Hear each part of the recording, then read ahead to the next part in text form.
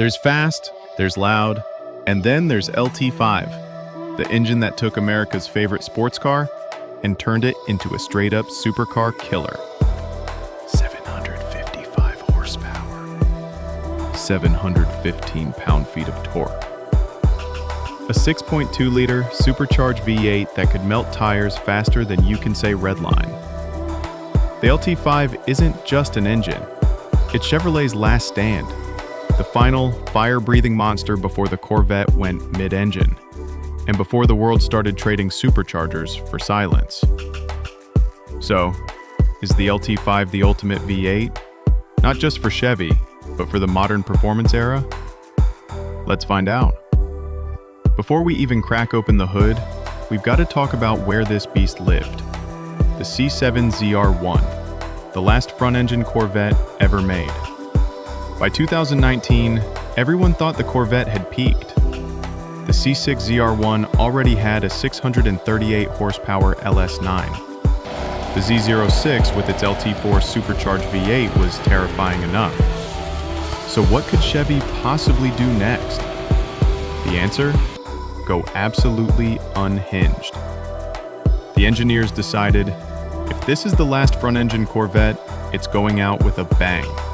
And that bang was the LT5, the most powerful production engine Chevy had ever built.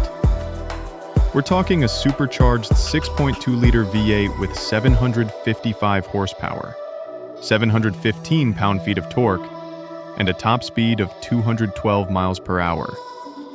That's faster than a Ferrari F12, faster than a McLaren 720S, and it's doing it with a pushrod V8, an architecture that's been around since your grandfather's pickup. Let's start with the basics. The LT5 is the king of the Gen V small block family. Same displacement as the LT4, but re-engineered to the point it's basically an entirely new engine. The supercharger? It's massive. A 2.65-liter Eaton R2650 root-style blower sitting on top, capable of spinning up to 15,000 RPM, producing a mind-melting 13.96 psi of boost.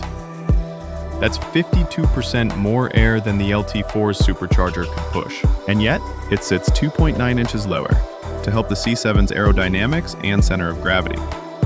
In true Corvette fashion, brutal efficiency with a touch of madness. Then there's the cooling. The LT4 had a reputation for overheating under track conditions. Chevy said no more.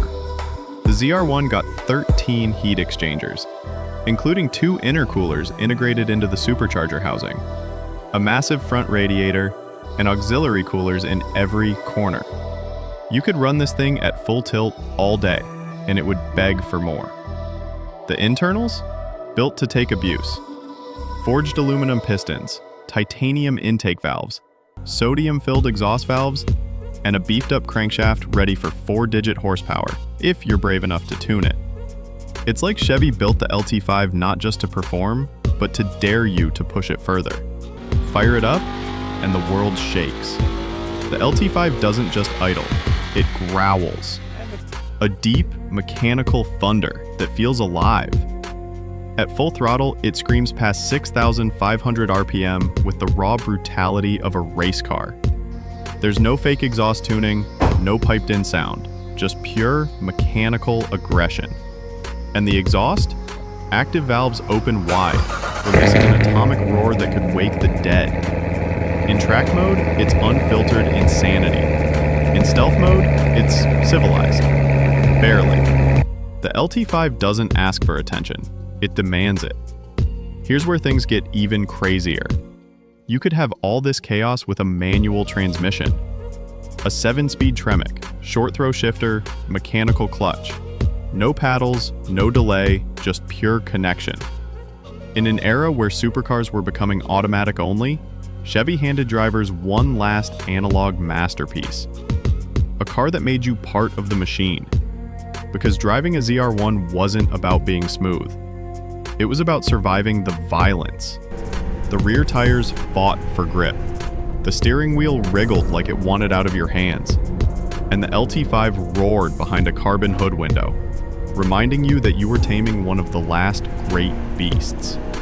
0 to 60 in 2.85 seconds. Quarter mile in 10.6 at 134 miles per hour. Top speed, 212 miles per hour. That's hypercar territory. And it wasn't just straight line speed. With magnetic ride control, carbon ceramic brakes, and Michelin Pilot Sport Cup 2 tires, the ZR1 could carve corners like a scalpel. The Nürburgring time? Unofficial, but insiders claim the C7 ZR1 could have cracked 7 minutes flat. For a front-engine V8 on street tires, that's borderline lunacy. The LT5 badge wasn't new. Its roots go back to the C4 Corvette ZR1 of the early 90s, an exotic all-aluminum DOH CV8 developed with Lotus. That first LT5 made 375 horsepower in 1990, a big deal at the time, and it taught GM that Corvette power plants could go toe-to-toe with Europe's best. Fast forward 25 years, and the new LT5 brought that name back to life, this time with brute American power instead of European finesse. No dual overhead cams, no hybrid tricks, just supercharged old-school pushrod thunder, perfected with modern engineering. And it marked the end of an era. The C8 Corvette that followed was mid-engine. Faster, yes, but quieter, more refined, less raw. The LT5 was the final battle cry of the American front-engine V8. But here's where the LT5 becomes legendary. Tuners discovered that this engine wasn't just powerful, it was limitless.